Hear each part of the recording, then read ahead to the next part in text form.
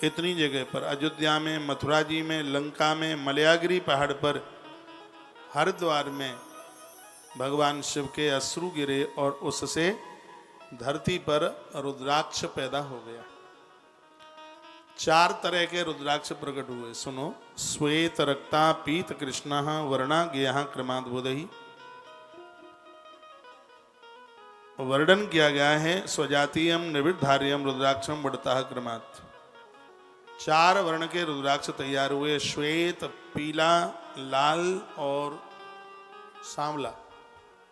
कल मैंने निवेदन किया, ब्राह्मणा क्षत्रिया वैश्या शूद्रा जाता ममाज्ञा रुद्राक्षांस्ते पृथिव्याम तु तज्जातिया सुवाक्षका। ये रुद्राक्ष की 4 जातियां हैं। सफेद रुद्राक्ष है, ब्राह्मण वर्ण का है। रक्त यानी लाल रुद्राक्ष है, वो क्षत्रिय वर्ण का है। पीला रुद्राक्ष है, वो वैश्य वर्ण का है। और सांवला रुद्राक्ष है, वह कनिष्ठ वर्ण का है। 4 वर्ण के है रुद्राक्ष। विद्या प्राप्ति के लिए श्वेत रुद्राक्ष,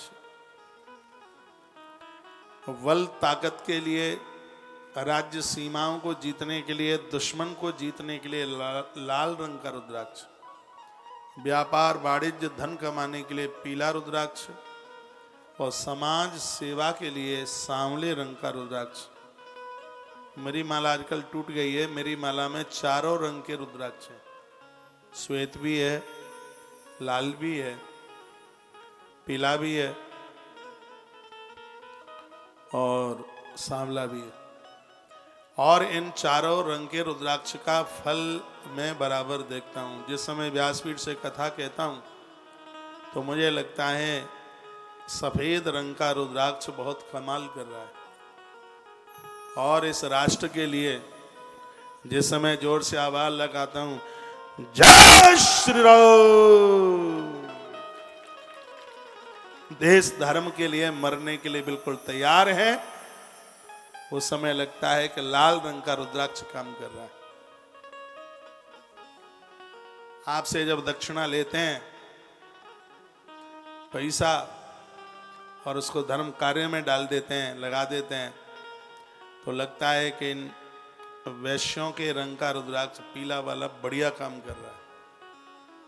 जब समाज की सेवा के लिए चल पड़े हैं तो लगता है कि सांवले रंग का रुद्राक्ष खूब काम कर रहा है, बढ़िया काम कर रहा है।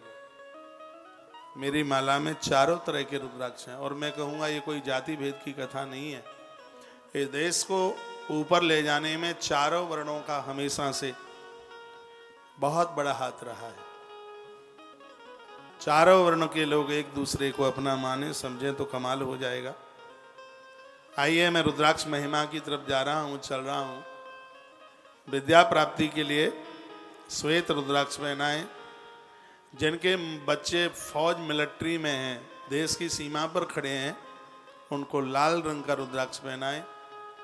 जो दुकान पर बैठते हैं, व्यापार वाणिज्य इत्यादि में, उसमें पीले रंग का रुद्राक्ष।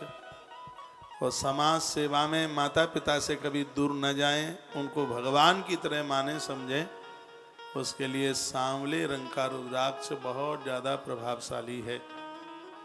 ये वर्णन यथा यथा लघुस्यादः वही तथा अधिकम फलप्रदम। रुद्राक्ष जितना छोटे से छोटा होगा उतना ही यह ज़्यादा प्रभावशाली होगा। आज के समय में रुद्राक्ष मार्केट में, बाजार में एक बहुत बड़ा व्यापार हो गया। मशीनें लगी हैं, लकड़ी में से रुद्राक्ष बन रहा है, खूब पैसा लिए जाते हैं, साहब नकली बिक रहा है। लेकिन तुलसी वन आश्रम ने जितना भी रुद्राक्ष बेचा नहीं है, ना कभी बेचेंगे, उसको प्रसाद रूप में वितरित किया है। 100% 100% एक नंबर का असली रुद्राक्ष है। शंकर के पुजारी हैं, शिव के पुजारी हैं, तो रुद्राक्ष में असली और नकली की भी परख जानते हैं। रुद्राक्ष धारणम प्रोक्तम पाप नाशन हेतवे। रुद्राक्ष धारण करने से निश्चित रूप से पापों का नाश होता है। तस्माच धारणीयो वही सर्वार्थ साधनो ध्रुवम।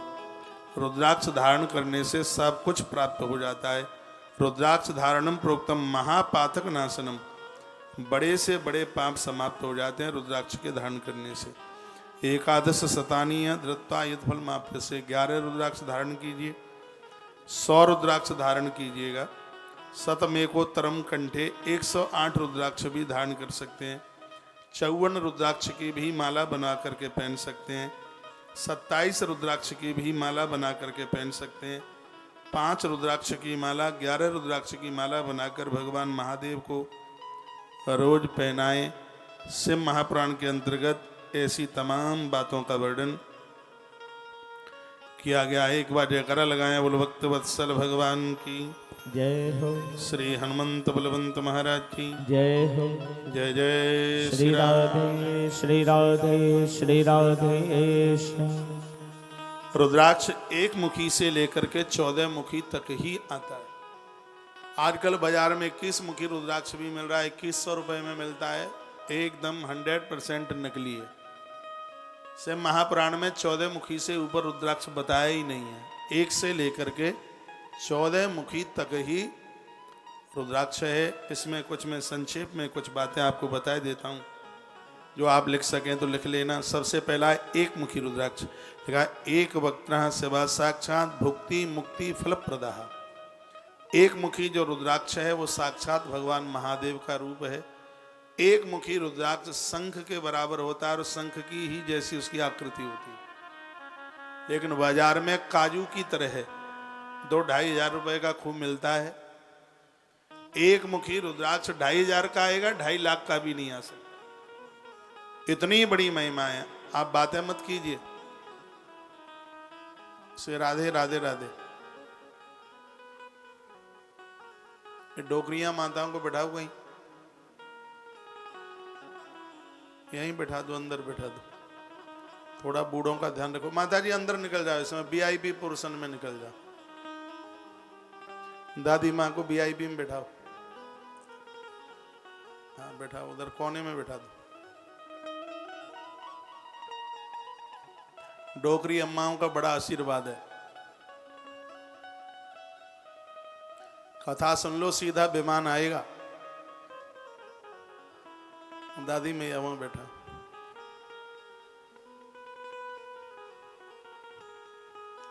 सुनिए, इधर मैं आपको देख रहा हूं तो आप मुझे क्यों नहीं देख रहे हैं? हम इतने बेकार हैं, देखने के लायक नहीं है? देखो फिर इधर, हम भी तो आपको देख रहे हैं। और आप बार बार जजमान जी के पास मत आइए, एक ही बार अपना काम कर लो पूरा। हर 10 मिनट के बाद आ जाते हैं। मैं निवेदन कर रहा था, एक मुखी जो रुद्राक्ष है उसकी आकृति बिल्कुल शंख की तरह है और ये पहना नहीं जाता, इसकी पूजा की जाती है। पशुपतिनाथ मंदिर में है ये, नेपाल में। वर्ष में एक बार दर्शन होता है इसे महारात्रि को, और इसका तो नाम ही उच्चारण कर लें, बहुत बड़े इसकी महिमा है, बहुत बड़ी फलश्रुति है। तस्य दर्शन मात्रेण ब्रह्म हत्याम व्यपोहति। ब्रह्म हत्या जैसे महापातक दूर हो जाते हैं एक मुखी रुद्राक्ष का सिर्फ दर्शन ही हो जाए तो। इतनी बड़ी महिमा है इसकी। यत्र संपूज्यस तत्र लक्ष्मी दूर तरा नहीं। जिनके यहाँ एक मुखी रुद्राक्ष की पूजा होती है, लक्ष्मी मैया उस घर से कभी भी दूर नहीं जा सकती। लेकिन ये मिलता नहीं है, ध्यान रखना। 5 लाख रुपए का भी मिले तो सस्ता है। साक्षात शिव है, शिव शंकर। इसलिए मैं सावधान कर रहा हूं, ठगियाई के काम में मत आ जाना। बहुत बड़ा व्यापार चल रहा है, सब लकड़ी बिक रही है। तुलसी के नाम पर अरहर की ढूंढ बिकती है, अरहर की लकड़ी की माला चलती है। एक मुखी रुद्राक्ष की यह महिमा है। द्वैवक्त्रो देव देवेश सर्व काम फल प्रदा विशेषतः स रुद्राक्षो गोवदम नाशयेत् द्रुतम्। अगला रुद्राक्ष है, इसको कहते हैं द्वैमुखी रुद्राक्ष। इसकी बड़ी महिमा है। सर्व काम फल प्रदा, काम बना देता है बिगड़े कामों को। इसकी विशेषता यह है, कभी धोखे से, गाड़ी के एक्सीडेंट से कैसे भी गौ माता कुचल गई या उसकी मृत्यु हो गई, और अनजान में हो जाता है, सड़क पर एकदम गैया आ गई, ठोकर लगी, गैया खत्म हो गई, तो अपराध तो लगता ही है। तो इसके प्रायश्चित 2 ही हैं। या तो गोदावरी में जाके स्नान कीजिए, नासिक में 3 दिन वहां रहिए। 3 दिन अन्न नहीं खाया जाता बिल्कुल भी, सिर्फ गोदावरी का स्नान और गोदावरी के जल के ऊपर ही रहा जाता है, तब उसका प्रायश्चित होता है। शिव महापुराण में जो दो मुखी रुद्राक्ष है, गोवधम नासे द्रुतम, गौ हत्या जैसे महा अपराध को दो मुखी रुद्राक्ष के धारण करने से उस अपराध का प्रायश्चित हो जाता है। ये दो मुखी रुद्राक्ष की इतनी बड़ी महिमा। थोड़ा और ठीक से सुनिए, बगल वाले श्रोता एक दूसरे को डिस्टर्ब ना करें, सुन लेने दें उन्हें कथा। ये ऊपर बैठे हैं वो मुझे डिस्टर्ब ना करें, बहुत डिस्टर्ब करते हैं मुझे। उसके बाद में है तीन मुखी रुद्राक्ष। त्रवक्त्रो यो हि रुद्राक्ष साक्षात् साधनद सदा तत्प्रभावात् भवेद्युर्वै विद्या सर्वा प्रतिष्ठिता। तीन मुखी रुद्राक्ष है जो विद्या प्राप्ति के लिए, विद्या के लिए। इस क्षेत्र के बच्चों को हम रविवार के दिन यानी संडे वाले दिन तीन मुखी रुद्राक्ष बच्चों को दें। गले में पहने तीन मुखी रुद्राक्ष मैंने अपने जीवन काल में बहुत पहना है, फ्री ऑफ कॉस्ट, कोई पैसा नहीं उसका, सिर्फ प्रसाद रूप में बच्चों को ही दिया जाएगा, उनके मम्मी पापा को नहीं, बच्चों को अपने हाथ से दूंगा। हमने लाखों तीन मुखी रुद्राक्ष इस बार उज्जैन के एक मास के अनुष्ठान में भगवान महादेव को एक एक रुद्राक्ष चढ़ाया और वही हम पूरे देश में वितरण कर रहे हैं। बच्चों को ये रुद्राक्ष देंगे पहनने के लिए। इसकी महिमा इसमें लिखी है। क्या लिखा है? लिखा है इसमें कि तीन मुखी रुद्राक्ष के धारण करने से भवेद युवई विद्या सर्वा प्रतिष्ठिता, संपूर्ण विद्या पांच चल करके आ जाती है। ये तीन मुखी रुद्राक्ष की इतनी बड़ी महिमा। बेटा बेटी कोई भी तीन मुखी रुद्राक्ष को धारण करने के अधिकारी हैं। विद्या प्राप्ति के लिए तीन मुखी रुद्राक्ष से बढ़कर कुछ भी नहीं है। संपूर्ण विद्या प्राप्ति के लिए तीन मुखी रुद्राक्ष की ग्रंथों में बहुत बड़ी महिमा का वर्णन किया। ये अभी टीवी में आप देख रहे हैं, यही तीन मुखी रुद्राक्ष है और उज्जैन में एक महीने की पूजा में भगवान शंकर को यह समर्पित किए गए हैं रुद्राक्ष और वही प्रसाद रूप में बच्चों को वितरित किया जा रहा है। तीन मुखी रुद्राक्ष की महिमा है। अब आगे देखिए, चार मुखी रुद्राक्ष है। चतुर्वक्त्र स्वयं ब्रह्मा नरहत्यां व्यपोहति दर्शनात् स्पर्शनात् चतुर्वर्ग फल प्रदा। चार मुखी जो रुद्राक्ष है वो साक्षात ब्रह्मा का रूप है।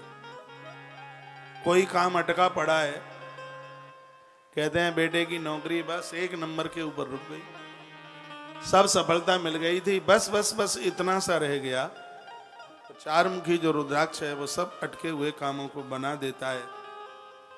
बड़ा प्रभावशाली है चार मुखी रुद्राक्ष भी। उसके बाद में है पांच मुखी पंचवक्त्र स्वयं रुद्र कालाग्नि नामत प्रभु सर्व मुक्ति प्रदशैव सर्व काम फल प्रदा। अगला रुद्राक्ष है जिसका नाम है पांच मुखी रुद्राक्ष। पांच मुखी रुद्राक्ष उनके लिए जिन्होंने धोखे से शराब पी ली हो, लोगों ने उसको फंसा दिया हो धोखे से। मान लिया जाए आप एकादशी करते हैं और कहीं लहसुन प्याज खा लिया, वैष्णव लोग तो खाते नहीं लहसुन प्याज, कहीं शादी शुदी में गए, धोखे से हो गया सब, अनजान में अपराध हो गए, पता नहीं था। जवानी में लोग जोश में तो होश भी खो बैठते हैं, लेकिन बाद में सुधरे, प्रायश्चित किया, आप खाई सो खाई, आगे के लिए राम दुआई। किसी पुरुष ने नारी के साथ गलत संबंध बनाए, किसी स्त्री ने पराये पुरुष के साथ गलत संबंध बनाए, ये पाप नहीं, ये पाप का बाप है।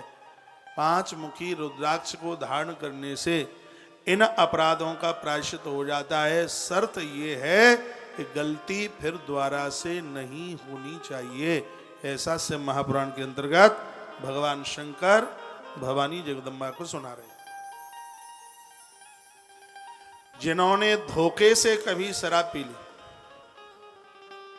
अपराध है, ये सोहबत में आकर के बड़ी गलतियां हो जाती, उसका प्रायश्चित पांच मुखी रुद्राक्ष। अनजान में अपराध हुआ, कैसे भी हुआ अपराध तो हुआ ही है। तो पंचवक्त्र स्वयं रुद्र, ये 5 मुखी रुद्राक्ष साक्षात रुद्र रूप है। और इसको धारण करने से कालाग्नि नाम था प्रभु, कालाग्नि की तरह है।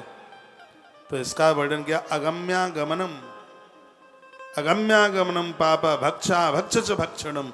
जो खाने लायक चीजें नहीं थी वह भी खा ली, जो पीने लायक चीज नहीं थी वो भी पी ली। अपराध किया पराई नारी को, धर्म बिगाड़ा, पराये पुरुष का धर्म बिगाड़ा। इस संपूर्ण अपराध के प्रायश्चित के लिए 5 मुखी रुद्राक्ष बहुत बड़ा प्रभावशाली है। हम दीक्षा में ये 5 मुखी रुद्राक्ष देते हैं। अनुष्ठान में कभी लहसुन प्याज, कभी जानकारी नहीं होती है, अनजान में बहुत गलतियां हो जाती हैं, कीड़े मकोड़े मर गए। 5 मुखी रुद्राक्ष के धारण करने से चातुर्मास करने का फल प्राप्त होता है, चौमासा करने का फल प्राप्त होता है। ये दीक्षा में मेरा आदमी कोई कितना भी नजदीक हो, लेकिन जो दीक्षा में जो 5 मुखी रुद्राक्ष दिया जाता है वो सिर्फ दीक्षा में, और वो किसी को प्राप्त होता नहीं है। उसको मंत्रों से बड़ा अभिमंत्रित करके, मैं भी तो पहने हूं दीक्षा का रुद्राक्ष। ये इसको सोने में या चांदी में इसको मड़वा करके गले में डाल दिया जाए। और आनंद की बात यह है, ये सूतक पातक में भी कभी अपवित्र नहीं होता। दीक्षा के समय पर मैं भक्तों को कहता हूं कि खो दिया तो दोबारा मिलेगा नहीं, इसको संभाल करके इसको मड़वा करके। एक बात याद रखना जो अभी अभी मैंने बोली है, 5 मुखी रुद्राक्ष, और वो भी जब गुरुजनों के हाथ से मिलता है तो सूतक पातक में नारी के ऋतुकाल धर्म में भी वो खंडित नहीं होता, उसको उतारने की जरूरत नहीं पड़ती। उसको गुरुजनों के हाथ से यह मिला हुआ यह रुद्राक्ष, 5 मुखी रुद्राक्ष चातुर्य मास करने का पुण्य प्राप्त कराता है। इतनी बड़ी महिमा 5 मुखी रुद्राक्ष की है। महिमा इसकी लिखी है ना, यहां मैं बोल रहा हूं अगम्यागमनम। अगम्यागमनम यानी उसी नारी के साथ संबंध बनाया जाता है जिसके साथ 7 भामर पड़ी हैं, ऐसा हमारे ग्रंथ कहते हैं। यदि इसकी अवहेलना की है तो घोर अपराध है, बहुत बड़ा पाप है। लेकिन जान में अनजान में कैसे भी ऐसी गलती हो गई, जो चीज़ खाने के लायक नहीं थी वह खा लिया, जो पीने के लायक नहीं थी उसको भी पी लिया, अपराध तो हुआ ही है। इसके निवृत्ति के लिए 5 मुखी रुद्राक्ष बहुत ज़्यादा विशेष है। आज भी हमने दीक्षाधारियों को 5 मुखी रुद्राक्ष दिया है, पूर्व में भी दीक्षा दी है भक्तों को।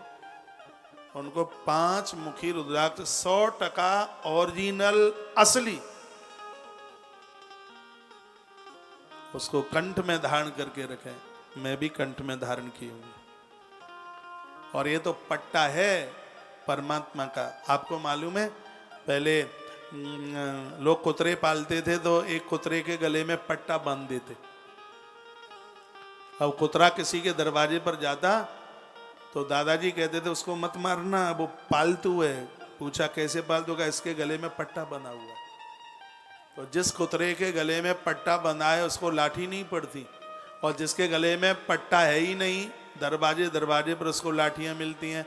परमात्मा के नाम का पट्टा जिसके कंठ में बंधा हुआ होगा, काम क्रोध लोभ की लाठियां नहीं पड़ेंगी, और आवारा होकर के घूमोगे तो ये संसार खूब ठुकाई पिटाई करेगा। इसलिए भगवान के नाम का पट्टा बांध लो भैया। समझ में आ रही है बातें? कैसे ही ताली बजा रहे हैं? आ रही है? बोलो भक्त वत्सल भगवान की जय हो, श्री हनुमंत बलवंत महाराज की जय हो।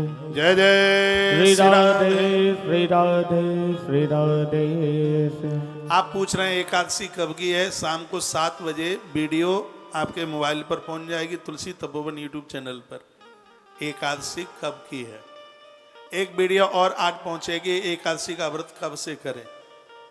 मैं 5-7 वीडियो एक साथ सिर्फ 11 के बारे में भेज रहा हूं, एकादशी के बारे में, उसको आप जरूर सुन लीजिएगा।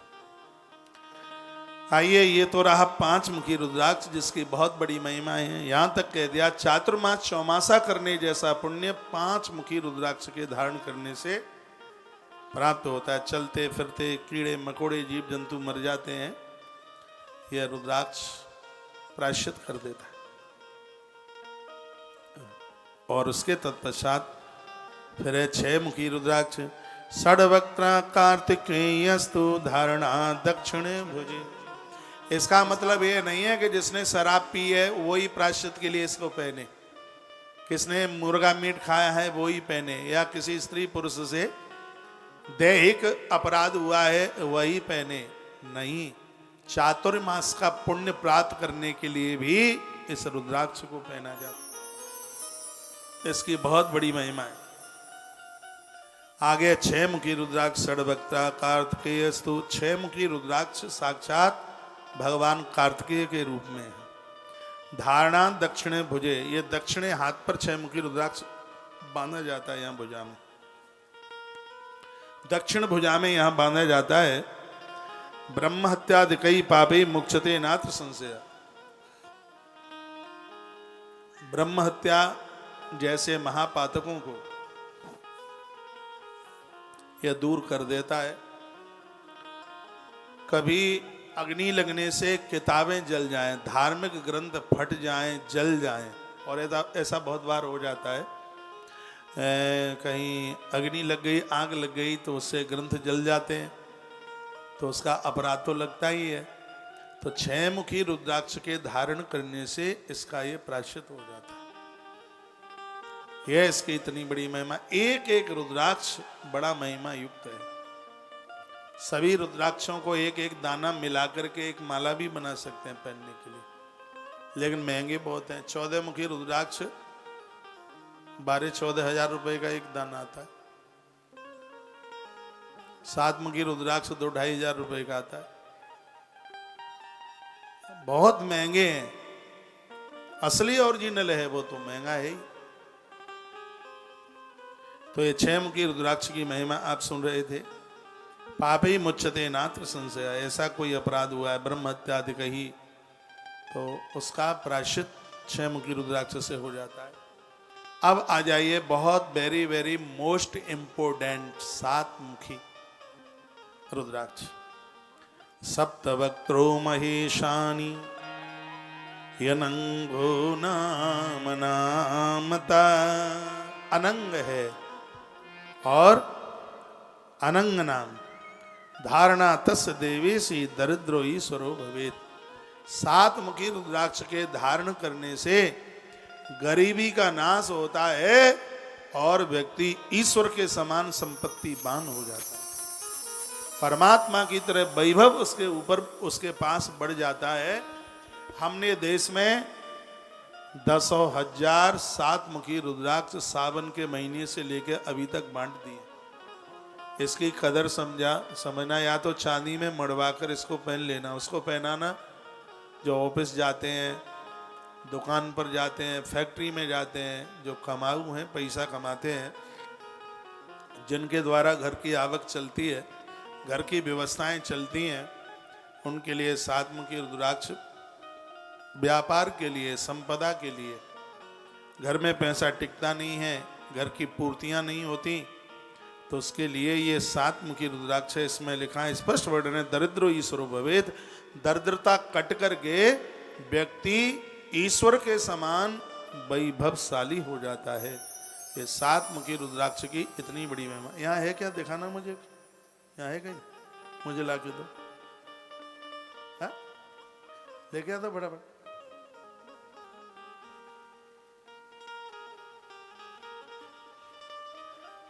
बड़ी महिमा है 7 मुखी रुद्राक्ष। हमारे यहाँ से लेव में पास किया हुआ, जो 100% अपने आप में एकदम बिल्कुल शुद्ध है रुद्राक्ष।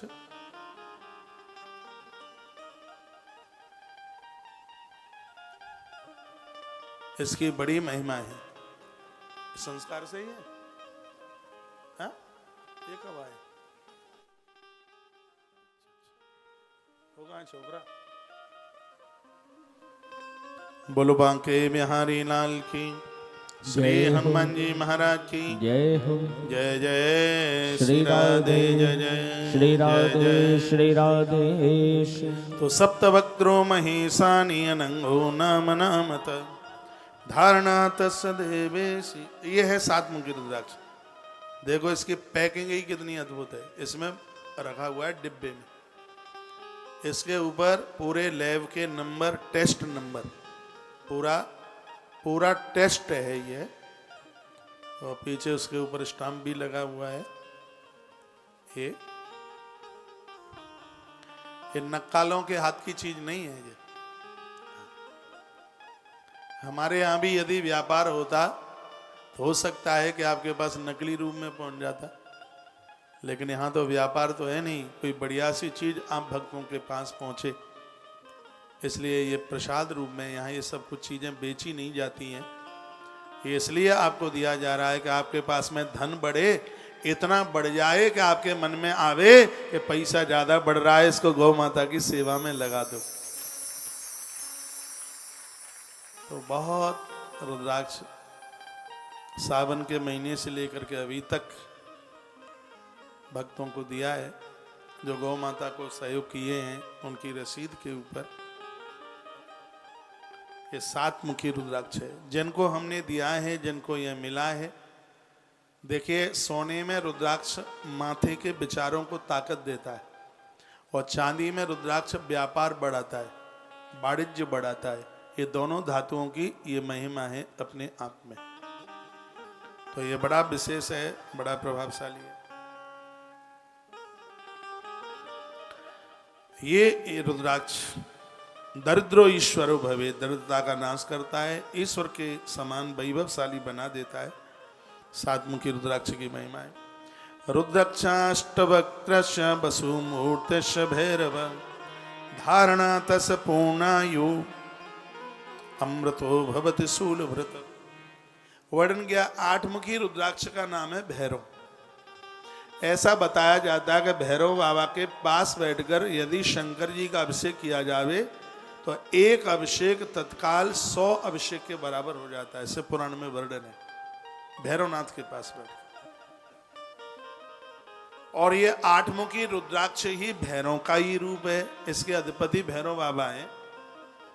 ये 8 मुखी जो रुद्राक्ष है वो उम्र बढ़ाने का काम करता है। जैसे जो लोग ज्यादा गाड़ियों में चलते हैं, सड़क पर चलते हैं, या कोई अग्नि के पास, बिजली के काम के पास, जैसे कोई इलेक्ट्रीशियन व्यक्ति है, बहुत ज़्यादा वो बिजली के काम में सड़क पर ज़्यादा चलता है, ऊपर मंजिलों पर चढ़ करके लटक लुटक करके काम करता है, तो उसके लिए 8 मुखी जो रुद्राक्ष है, ऐसे समझ लो कि ये है सुरक्षा कवच।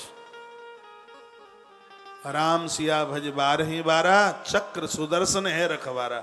8 मुखी रुद्राक्ष तो ऐसे समझ लो जैसे शंकर का त्रिशूल और नारायण का चक्र आपकी रक्षा में खड़ा हुआ है, बॉडीगार्ड। ये समझ,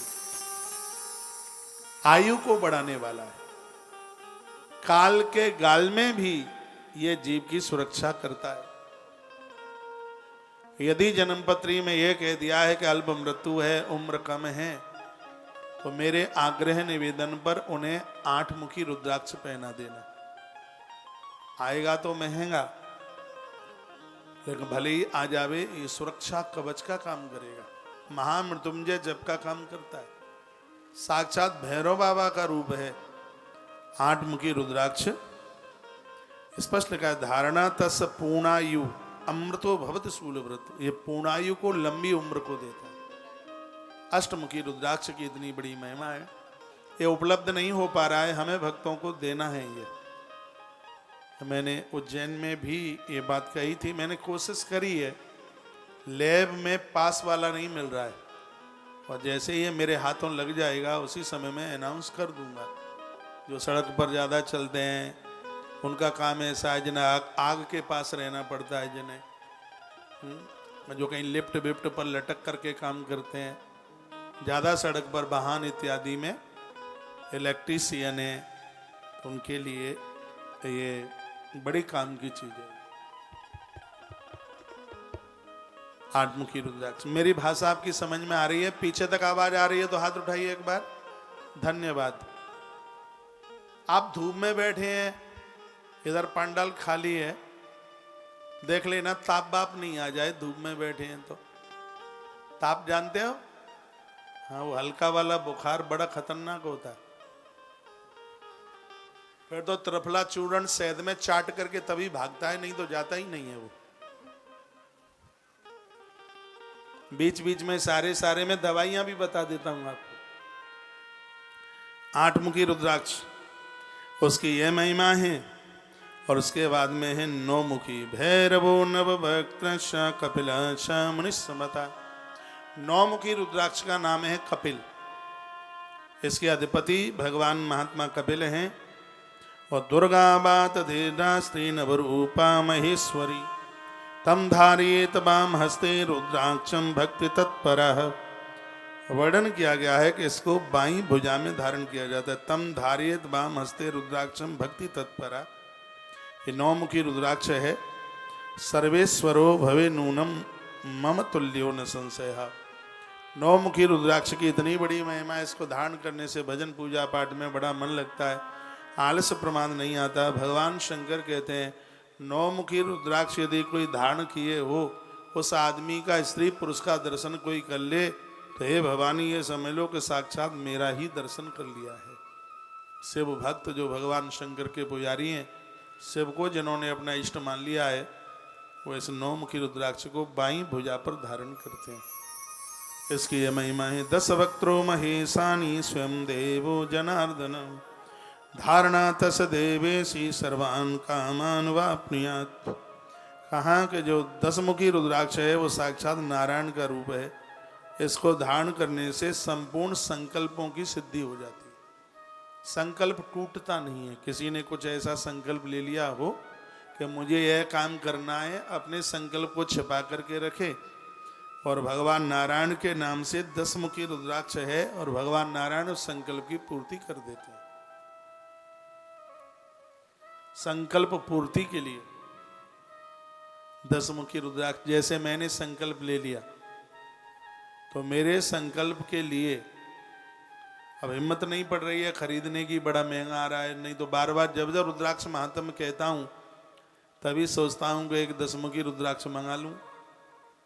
आता बहुत का है, बहुत महंगा है, बहुत कीमती है, लेकिन मैं तो इन रुद्राक्षों का आवाहन करते ही मानसिक भाव से 14 मुखी तक रुद्राक्ष, मुझे तो नाम इसका महात्म्य पानी की तरह बिल्कुल कंठस्थ हो गया। मैंने तो रुद्राक्ष महात्म्य के ऊपर एक किताब लिखी। आजकल वो किताबें हैं नहीं, आज से 10-12 साल पहले रुद्राक्ष महात्म्य, रुद्राक्ष कैसे धारण किया जाए, काफ़ी किताबें लिखी हैं। अब इतने काम धाम बढ़ गए हैं, उतना स्टाफ भी नहीं है सब संभालने के लिए। तो एक रुद्राक्ष महात्म्य, पहले हमने बेवर में, घिरूर में जब कथाएं करी, स्टॉल लगता था। हो सकता है आप में किसी के पास एक किताब होवे भी, हो सकता है होगी।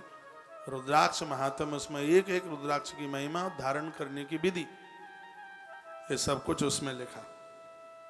तो 10 वक्त्रो महेशानी स्वयं देवो जनार्दन धारणा तस देवेशी सर्वान कामनान वाप्नुयात्। ये संकल्प सिद्धि के लिए, संकल्प पूर्ति के लिए ये 10 मुखी रुद्राक्ष बहुत महिमा युक्त है अपने आप में। ये बिगड़े कामों को बना देता है, संकल्प को जल्दी पूरा कर देता है, ये इसकी महिमा है। फिर है 11 मुखो यस्तु रुद्राक्ष परमेश्वर सरुद्रो धारणा तस्य सर्वत्र विजयी भवेत्। इसको वह लोग धारण करते हैं जो फौज में हैं, मिलिट्री में हैं, देश की सीमा के ऊपर खड़े हैं। दुश्मन की छाती चीरने के लिए, देश को विजयी बनाने के लिए 11 मुखी रुद्राक्ष धारण किया जाता है। आप में मेरी कोई ऐसी माताएं बैठी हों जिन्होंने फौजी को जन्म दिया है। आप में ऐसी मेरी बहनें बैठी हों जिनकी मांग में सिंदूर किसी सैनिक का है, जिसका पति फौज में है या जिसका बेटा फौज में है। समझ लीजिए तुम्हारा जीवन कृतकृत हो गया है।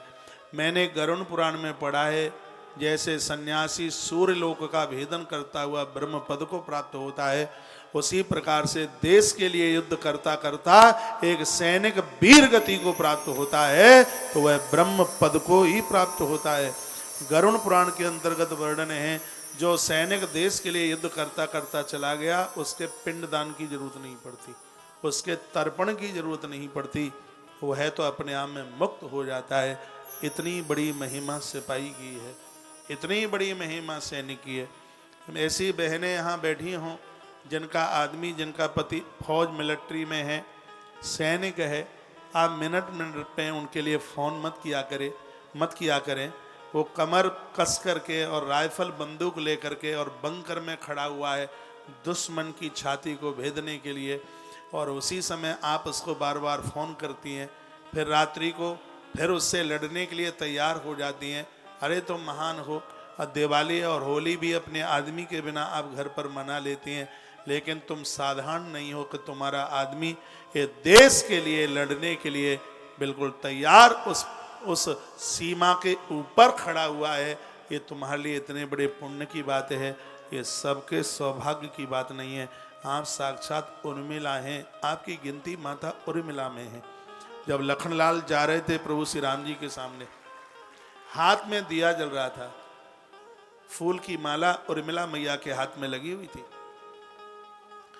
और वो सोच रही थी कि मेरे पति 14 वर्ष के लिए वन के लिए जा रहे हैं, प्रभु के साथ जा रहे हैं, तो ये माला अपने पति के कंठ में पहना करके, ध्यान मेरी तरफ, कंठ में पहना करके, और इस दिए से मैं आरती उतारूंगी और अपने पति का आशीर्वाद लूंगी। लेकिन बाहर लखन, कमाल की बात है, उसने तो घरवाली की तरफ देखा भी नहीं, धीमे थोड़ा, और लक्ष्मण सीधे निकल गए। तो अगल बगल की स्त्रियां खड़ी थीं, और माताओं को ये सब भाषा बोलने में कोई देर नहीं लगती। कहा हे भगवान सब कुछ करे, लेकिन उर्मिला जैसा सुहाग किसी को न दे। 14 साल के लिए जा रहा है, घरवाली की तरफ देखा भी नहीं। क्या तेरा जीवन है उर्मिला? उर्मिला ने कहा आदमी मेरा है, पति मेरा है, पेट में दर्द मेरे में होना चाहिए, तुम्हारे में क्यों दर्द होता है? ये उर्मिला ने ये उनको बोली। उर्मिला ने कहा कि यदि मेरे धर्म में ताकत है तो 14 वर्ष इसी दरवाजे पर खड़ी होकर पति की प्रतीक्षा करूंगी। मेरे धर्म में है ताकत तो 14 वर्ष तक बिना घी और तेल डाले हुए ये दिया बुझेगा नहीं, मेरे हाथ के ऊपर ही जलेगा। मेरे धर्म में है ताकत तो 14 साल तक ये माला को मिलाएगी नहीं। इसी माला को पति के कंठ में डालकर और इसी दिए से मैं अपने सुहाग की मैं आरती उतारूंगी।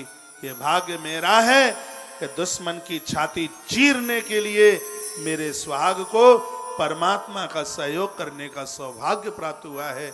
उर्मिला ने ये कहकर सबकी बोलती बंद कर दी।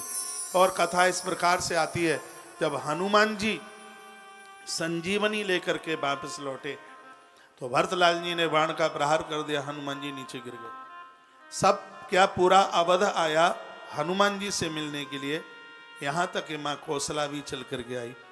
माता कौशल्या ने कहा था हनुमान राम को बोल देना जो पत्नी के लिए अपने भाई को गवा करके आ रहा है, अयोध्या के लोगों को ऐसे राम की जरूरत नहीं है।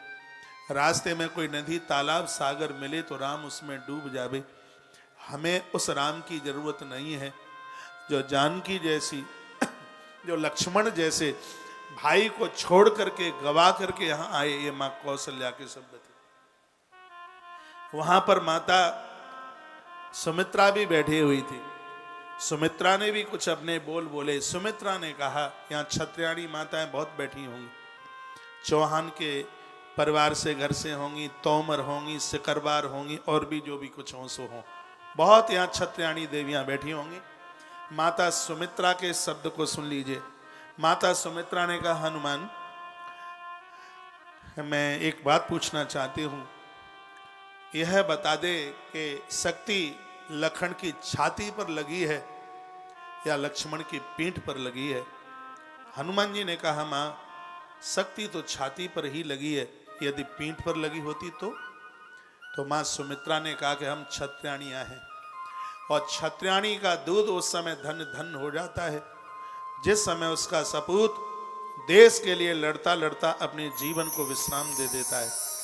यदि पीठ के ऊपर बाण लगा हुआ होता, हनुमान राम की सौगंध मैं तुम्हें संजीवनी लेकर के नहीं जाने देती। पीठ पर तो तब लगती शक्ति मैं सोच लेती कि युद्ध में दुश्मन को देख करके भागा कायरों की तरह, इसलिए दुश्मन ने पीठ के ऊपर वार कर दिया। और जिस समय छत्रियाणी के सपूत की पीठ के ऊपर बार होता है उस समय छत्रियाणी नारी का दूध लज्जित हो जाता है। हनुमान आज मैं धन धन हो गई, कृतकृत हो गई, क्योंकि लक्ष्मण की छाती पर शक्ति लगी है। मेरे राम को कह देना, सुमित्रा कभी भी उसको उलाहना नहीं देगी कि तू मेरे लखन को लेके गया, राम मुझे लक्ष्मण दे दे। मैं कभी भी नहीं बोलूंगी, चिंता ना करे मेरा राम, लखन चला गया और मिला, कभी भी ये सुमित्रा कभी भी उलाना नहीं देगी। अभी मेरे पास और एक लाल है, मैं शत्रुघ्न को भेजती हूं रावण को गिराकर और बेटी जानकी को लेकर के अवध में प्रवेश करे। आरती में उतारू। मैं निवेदन करना चाहूं, ब्राह्मण का फर्ज धर्म कर्तव्य है अपने एक बेटा को पंडित बनाए। ब्राह्मण जिंदा नहीं रहेगा तो ये संस्कृति डूब जाएगी, ये दिया बुझ जाएगा बिल्कुल। पंडित कर्म में उसे पारंगत कीजिए, उसे महान पंडित बनाइए, उसको अद्भुत पंडित बनाइए। यदि धरती पर ब्राह्मण का अभाव हो गया तो ऊपर आकाश नीचे धरा नहीं रहेगी। ये जितना भी ब्राह्मण मुझे सुन पा रहा है सुन लीजिए।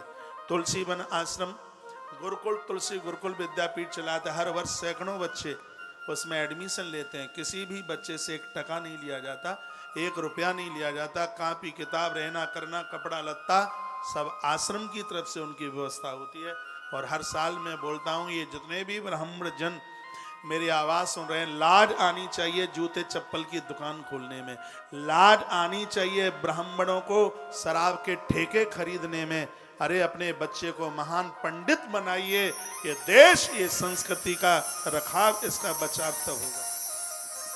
ये बहुत ज्यादा जरूरी है। ब्राह्मण धरती का देव है और जब देवता ही बिगड़ जाएगा तो फिर दुनिया का क्या होगा। धिक्कार है उनके लिए जिनके अंदर ब्रह्मत्व नहीं है। यहां तक वर्णन किया गया है, ब्राह्मण की अंतिम श्वास निकले तब तक वो शास्त्रों का स्वाध्याय करना बंद न करे। मेरे कमरे की चाबी ले जाना, यहाँ से 2, 3, 4 ग्रंथ तो मेरे सिर के ऊपर हर समय 24 घंटे धरे रहते हैं। आप मुझसे मिलने के लिए आते हैं, मेरे टेबल पर ग्रंथ होंगे, मेरे बिस्तरे पर ग्रंथ होंगे, क्योंकि इसलिए ब्राह्मण का जो धर्म और कर्म है, मेरा भाग्य है कि ब्राह्मण के घर में मेरा जन्म हुआ है। जातिवाद नहीं है, भाग्य है मेरा। और ब्राह्मण का जो धर्म कर्म है, नियम से उसको पूरा करने की कोशिश में लगा हुआ हूँ। मैं हर क्षण हर पल यही सोचता हूँ कि मैं ब्रह्मत्व को बदनाम नहीं होने दूंगा। यहाँ पर मेरी क्षत्रियाणी माताएं बैठी हैं। मैं ठाकुरों को, क्षत्रियों को बहुत मानता हूँ, भारी आदर देता हूँ। और हमारे आश्रम में क्षत्रिय लोग बहुत ज़्यादा जुड़े हैं। अरे आप स्त्री नहीं हैं, आप शेरनी हैं। शेरनी के दूध में जो ताकत है, आपके छाती के दूध में वही ताकत है। अपने एक बेटे को मिलिट्री में भेजिए, फौजी उसको बनाइए, उसको सिपाही बनाइए, उसको सैनिक बनाइए और देश की सीमा पर खड़ा होकर आन बान और शान के साथ में इस देश की रक्षा करे। यहाँ जितने भी ठाकुरों के गांव में, क्षत्रियों के गांव हैं, ये सब जिम्मेवारी सरकार की ही नहीं है, ये जिम्मेवारी आपकी है। ठाकुरों का गांव, क्षत्रियों का गांव आसपास है और वहां कोई नारी लुट जाए, अरे धिक्कार की बात है। सड़क पर चलता हुआ कोई राहगीर लुट जाए, अरे धिक्कार की बात है। हमेशा से क्षत्रिय, क्षत्रिय का मतलब जानते हैं, जैसे वर्षा होती है तो छाता लेकर के बूंदों से बचा जाता है, समाज में ये क्षत्रिय लोगों की उसी प्रकार से रक्षा करता है, इसलिए इसका नाम क्षत्रिय है। तुम्हें एक नाम से, ठाकुर नाम से समझा जाता है। ठाकुर परमात्मा को कहा जाता है। जो सबको जीवन देता है उसको ठाकुर कहते हैं, जो सबकी रक्षा करता है उसको ठाकुर कहते हैं। अरे मेरी माताओं, मेरी बहनों, मैं आपके चरणों में निवेदन करना चाहूँगा, ऐसे सपूतों को तैयार कीजिए, ऐसे वीरों को तैयार कीजिए जो सीमा पर खड़े होकर के दुश्मन को ललकारें और भारत की गरिमा को बढ़ाएं। आप एक सिपाही बनाइए अपने घर में से, एक फौजी बनाइए, ये बहुत ज़्यादा ज़रूरत है। हमारे चारों वर्णों का अपना अपना काम है। ब्राह्मण ज्ञान को आगे बढ़ाए, क्षत्रिय रक्षा करे इस धरती की, और वैश्य यहाँ की मुद्रा को आगे के लिए बढ़ाए, यहाँ के व्यापार को आगे के लिए बढ़ाए, वस्तु में मिलावट ना करे। वैश्य का काम आप जानते हैं, समाज को खाने पीने की अच्छी से अच्छी चीज प्रदानित करे, उसको वैश्य कहते हैं। लेकिन आजकल तो सब कुछ मिलाया जा रहा है। तेल शुद्ध नहीं मिलता, घी शुद्ध नहीं मिलता, आटा शुद्ध नहीं मिलता। ये व्यापारी लोग ऐसा करेंगे तो ये सब जनता जनार्दन तो सब खत्म हो जाएगा, बचेगा ही क्या। कम कमा लेना, लेकिन वस्तु में कभी मिलावट मत करना। हमने महाभारत में तुलाधार बेस ऐसा व्यापार कभी भी मत करना जो मिलावट के साथ में चलता है, उसको आज ही छोड़ देना। हमने महाभारत में पढ़ा है तुलाधार वैश्य की देहली पर एक महात्मा जावाली, जिसने जबलपुर में 60,000 वर्ष तक तप किया। कथा आती है महाभारत में। और उसकी जटाएं इतनी लंबी चौड़ी हो गई थी, एक गौरैया ने अपना घोंसला बना लिया। साधु को अहंकार आ गया, अरे मेरी इतनी बड़ी तपस्या कि जहां के एक पंछी ने मेरी जटाओं में अपना स्थान बना लिया। आकाशवाणी हुई और कहा, हे महात्मा अहंकार मत करना, एक बैस तुलाधार बैस के सामने तुम कुछ भी नहीं हो। और इसी बात का पता लगाने के लिए काशी के बाजारों में महात्मा जावाली पहुंचे। पहली दुकान पर बात कर रहे थे, कहते हैं कि हमें तुलाधार बैस से मिलना है। उस आदमी ने कहा, आकाशवाणी की आवाज सुन के आए हो तो लोग मुझे ही तुलाधार बैस के नाम से जानते हैं। महात्मा जी ने कहा, तुम्हें कैसे पता चला? तो उसने कहा, तराजू मेरा मंदिर है, ग्राहक मेरा देवता है, विश्वनाथ का भगत हूं, मैं कभी वस्तु में मिलावट करता नहीं, तराजू से कम तोल के कभी देता नहीं। जिस दिन मैं विश्वनाथ मंदिर नहीं जा पाता, उस दिन विश्वनाथ स्वयं मेरी दुकान पर चल करके आते हैं। विश्वास नहीं तो देखो, उसी समय तुलाधार वैश्य के तराजू में भगवान महादेव झूल रहे थे। भगवान महादेव ने उस महात्मा को कहा था कि इस समय तराजू में तौल के सामान देता है, मुझे ऐसा लगता है कि मुझे झूला झूला रहा है। ग्राहक से बात करता है तो मुझे ऐसा लगता है कि मेरी स्तुति गा रहा है। जो वैश्य मिलावट करता है, जो तराजू से कम तौल करके देता है, धिक्कार उसके और उसके पुरखों के लिए है। चारों वर्णों की बात बताई गई, कनिष्ठ के लिए सेवा की बात कही गई।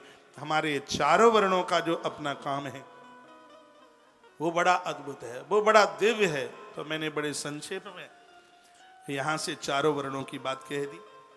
तो यहां जो भी माताएं आप बैठी हैं, मैंने यह निवेदन किया था, आप उर्मिला का काम कीजिए। उर्मिला वह है जो अपनी चिंता नहीं करती, और राष्ट्र की चिंता करती है, अवध की चिंता करती है। और नारी के पास जितना समर्पण है उतना तो किसी के पास हो ही नहीं सकता। तो 11 मुखी रुद्राक्ष की महिमा आप सुन रहे हैं। एकादश मुखो यस्तु रुद्राक्ष परमेश्वर ही, सरद्रो धारणा तस्य सर्वत्र विजयी भवेत। जो 11 मुखी रुद्राक्ष धारण करते हैं वो सर्वत्र विजयी, सब जगह उनको विजय प्राप्त होती, उनको कोई युद्ध में पराजित नहीं कर सकता। तो फौजियों के, सिपाहियों के लिए 11 मुखी रुद्राक्ष बहुत ज्यादा प्रभावशाली है। मेरी भाषा आपकी समझ में जरूर आ रही होगी। उसके तत्पश्चात में है 12 मुखी। द्वादशाम्यहम तो रुद्राक्षम धारयेत केश देश के, आदित्याशैव ते सर्वे द्वाशैवं स्तार्स तथा। 12 मुखी रुद्राक्ष के स्वामी भगवान आदित्य यानी भगवान सूर्य देवता। इसके धारण करने से दुश्मन भी सम्मान करता है, दुश्मन भी आदर करता है। वह लोग जिस क्षेत्र में चले जाएं उसी क्षेत्र में उन्हें आदर मिलता है, उन्हें मान मिलता है, उन्हें सम्मान मिलता है। ये 12 मुखी रुद्राक्ष की महिमा है। सूर्य भगवान को अर्घ देने से जो पुण्य प्राप्त होता है,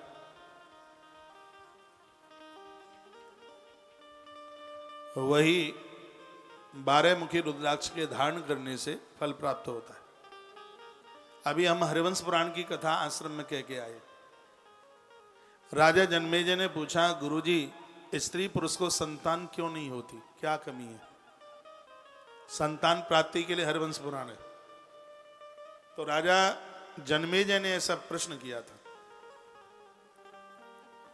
तो गुरुदेव वैशंपायन ने उसका जवाब दिया।